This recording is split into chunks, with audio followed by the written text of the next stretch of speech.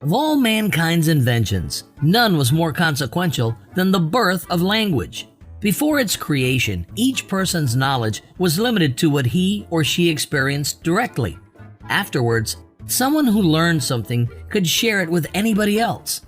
In this video, we'll look at 4 things known about language learning in general and then listen to the story of Lucky Lucy and Poor Pete to understand the importance of language in everyday life. Our brain's foundation is built through experiences early in life. Pat Levitt, from the Center of the Developing Child at Harvard University, studied our brain development over the course of our life extensively. He showed how the brain's ability to change dramatically drops in the years of life, while the amount of effort such change requires increases. Another research showed that at age 5, 90% of a kid's brain has been formed. If during these years the child is blocked from receiving stimulating experiences, the language center and other parts of the brain are likely to remain weak for life. We learn language socially by observing and imitating others. Some 1,000 years ago, German Emperor Friedrich II wanted to prove the opposite and showed that we develop language naturally all by ourselves. He made his nannies raise some children. They were allowed to feed and clean them, but not to interact socially or ever speak a word. Not one child learned to speak, but instead, they all died. For the same reason, toddlers can't learn language via tape or technology. They need to be motivated through a human relationship. Then they pay attention and learn. Our language brain growth is strongest in year 1. If we study the brain's development by the rate of new synapse formation over the first 11 months of life and then the next 15 years, we can see how much the first 5 years matter. The growth in the part of the brain responsible for language peaks between birth and age 3. During this critical period, children can learn a new word every 90 minutes and several languages simultaneously. Our sensory pathways responsible for vision and hearing peak before, which makes sense because we need to see and hear to imitate language. 4-month-old infants, for example, if raised bilingual by a British mom and a Chinese dad, can already differentiate between 2 languages just by observing the lip movements of their caregivers. Higher cognitive function, such as logical reasoning, peaks only once we have the words and know the symbols to make sense of our world. Language makes our world. Rich language skills allow us to really listen, to speak well, to enjoy reading and master writing. They can create an entire world around us. As the German philosopher Wittgenstein said, "The limit of my language is the limit of my world." Let's take, for example, the word daycare center. Some people think of it as a preschool. The Irish call it play school, and the Germans invented the word kindergarten. Only if we know all 3 words can we understand what's possible. Now, let's listen to the story about Lucky Lucy and Poor Pete, 2 children raised in 2 very different ways. Lucy is raised by her mother. The mother is an average native English speaker who knows around 20,000 different words. Pete's parents hire a nice nanny from a foreign country. Instead of speaking in her native language, the nanny is told to talk to Peter only in English. While her everyday English seems okay, she actually knows only around 5,000 words, 1/4 of what Anne's mom knows. Year 1 is when the language brain is developing the strongest. If Lucy is awake, half of the time her mom speaks, she will hear around 10,000 words per day and maybe 2,500 being directed at her. Directed language is what matters. Whenever her mom connects a word with an actual experience, Lucy learns its meaning. Peter hears English only when the nanny deliberately speaks to him, around 1,000 words a day. But not only is quantity lower, but also the quality. As the nanny is not fluent, there is a chance that many words come across broken. At their first birthday, both kids can say mama and papa. What we don't see is that Lucy actually already knows many, many words, even though she can't say them. But Pete's language universe is more limited. When Lucy and her mom look at picture books, her mom points out what they see.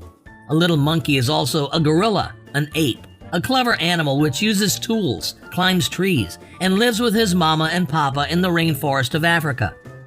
When Pete looks at a picture book, his learning is limited by the language of the nanny. The same monkey is just cute and eats bananas. To compensate, he's given a language app. But as Pete lacks the foundation, he doesn't understand a word. To him, it's just a bunch of new sounds strangely connected to colorful characters. On their second birthday, Lucy knows already well over 200 words, the amount where children start to learn rules and apply grammar. Pete knows less. Sometimes he gets frustrated because he can't express himself. Lucy likes to go with her mom into the park. Sometimes they watch the old men play chess. She doesn't understand the game, but knows that there are pawns, rooks, knights, a queen and a king, a bishop and a horse. One day, she will learn the rules. It will be easy because she sees each figure clearly.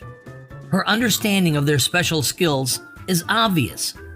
For a lack of language, Pete sees just a big checkered board and some wooden figures which all look quite the same: pawns, knights, bishops.